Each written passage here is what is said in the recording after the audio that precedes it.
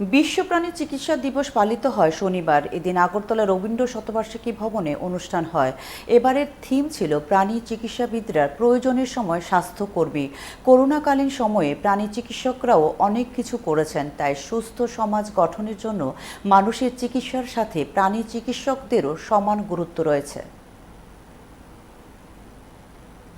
Actually এটা আজকে বিশ্ব প্রাণী চিকিৎসা দিবস, ওয়ার্ল্ড ভেটেরিনারি ডে। 2000 সালের 29শে এপ্রিল প্রথম বিশ্ব প্রাণী চিকিৎসা দিবস শুরু হয়েছিল।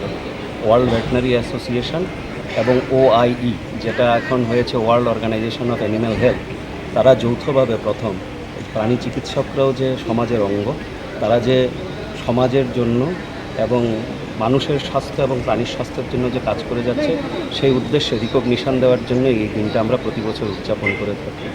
তো প্রতি বছরের না, এবছরও এপ্রিল মাসের শেষ শনিবার এই দিনটাকে উদযাপন করা হয়। এবছর 27শে তারিখ পড়েছে, আজকের দিন পড়েছে। এই বছরের থিম হলো ভেটেরিনারিয়ানস আর এসেনশিয়াল হেলথ ওয়ার্কার, মানে হলো প্রাণী চিকিৎসাবিদরা প্রয়োজনীয় স্বাস্থ্যকর্মী।